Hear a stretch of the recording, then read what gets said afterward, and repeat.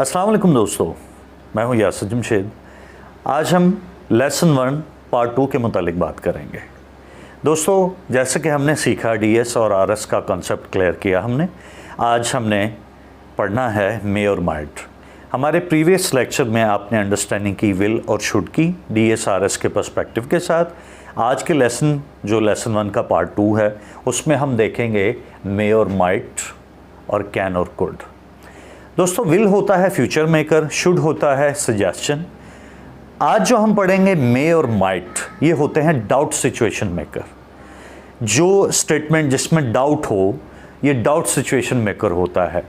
Step 1 और step 3 वैसे ही use होंगे डीएस आरएस के पर्सपेक्टिव से।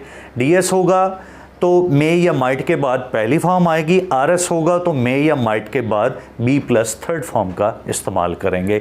अब मैं आपको चंद जुमलों की प्रैक्टिस करवाता हूं जो कि रिलेटेड है मे और माइट से, जो कि होता है शायद। ज़माना हाल में शायद मे होता है और ज़माना माजी में शायद माइट होता है। ये आपको मज़ीद एलेबोरेट और एग्जाम्प्लीफाई हो जाएगा। पहला जुमला है हमारे पास, शायद वो आ जाए। शायद वो आ जाए। हमारे अक्सर दोस्त 99% ये गलती कर देते हैं कि वो मे पहले लगा देते हैं। मे पहले लगाने से वो शायद का मफहूम नहीं देता। मे पहले लगाने से वो शायद का मफहूम नहीं देगा। जिस तरह से हमने प्रीवियस लेक्चर में हमने देखा कि विल और शुड स्टेप 2 में आए हैं, इसी तरह मे और माइट भी स्टेप 2 में आएगा। पहले स्टेप 1 में डीएस और आरएस आएगा। शायद वो आ जाए, पहला जुमला है आपकी स्क्रीन पर।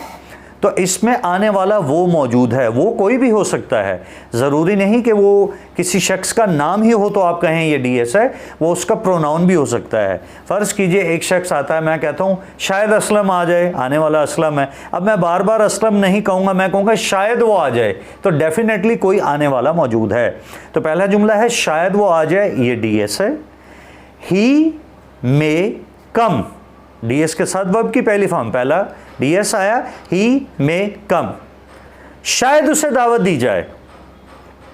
दावत देने वाला कोई नहीं है इस जुमले में, आरएस का सेंटेंस है। ही मे बी इनवाइटेड, आरएस के साथ आरएस का फार्मूला, बी प्लस वर्ब की थर्ड फॉर्म। शायद इन्हें इतला दी गई थी, जी जुमला है शायद इन्हें इतला दी गई थी। अब यहां पर देखिए शायद का पास्ट है, था थी थे। शायद उन्हें इतला दी गई थी, शायद का पास्ट होता है माइट। अब यहां पर मे नहीं माइट का इस्तेमाल करेंगे और ये आरएस का जुमला है। They might be informed, clear हुआ? They might be informed. अगर ये होता है शायद उन्हें इतला दी गई है तो ये मे हो जाता है, दे मे बी इन्फॉर्म्ड।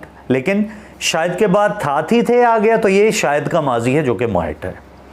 शायद मैं उसे बुला लूं, बुलाने वाला कौन है? मैं, डीएस का सेंटेंस है।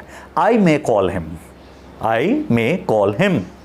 शायद उसे बचा लिया गया था, आरएस का सेंटेंस है और माइट का।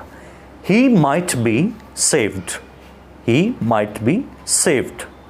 शायद हुक्मरान मुल्क के मुतल्लिक सोचें, प्रेजेंट है, मे का सेंटेंस है और डीएस है, सोचने वाले हुक्मरान मौजूद हैं।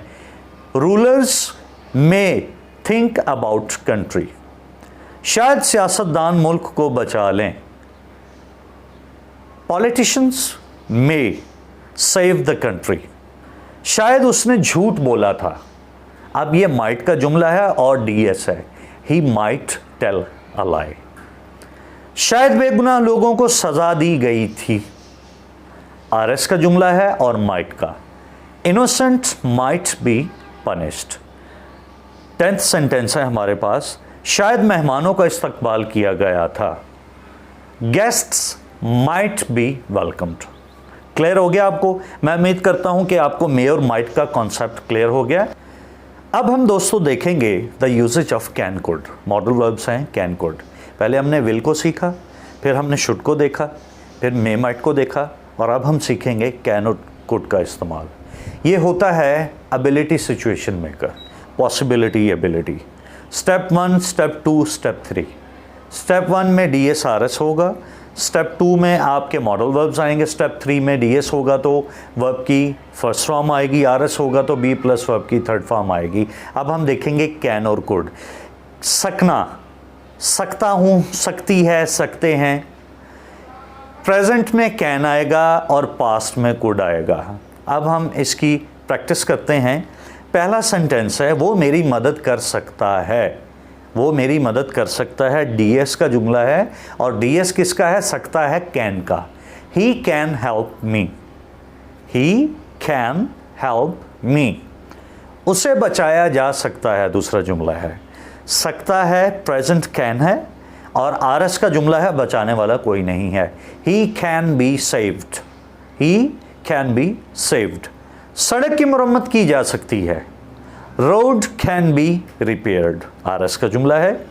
हालात तब्दील किए जा सकते हैं, कंडीशंस कैन बी चेंज्ड। उन्हें रोका जा सकता है, दे कैन बी स्टॉप्ड। तालिब इल्मों की तरबियत की जा सकती है, स्टूडेंट्स कैन बी ट्रेंड।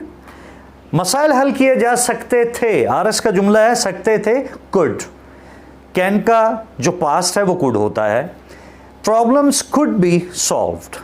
दहशतगर्दी को जड़ से उखाड़ा जा सकता है, टेररिज्म कैन बी एक्सटर्मिनेटेड। मुजरिमों को सजा दी जा सकती है, criminals can be punished, RS का जुमला है। 10वां सेंटेंस है आपके सामने, लोगों की इस्लाह की जा सकती है, आरएस है। People can be reform. तो दोस्तों मैं उम्मीद करता हूँ कि आपको आज के पार्ट 2 में मे, माइट और कैन, कुड का कॉन्सेप्ट क्लियर हो चुका होगा। साथ में हम आपको प्रैक्टिस दे रहे हैं, वो आप करेंगे इंशाल्लाह और ये मज़ीद और क्लियर हो जाएगा। Thank you.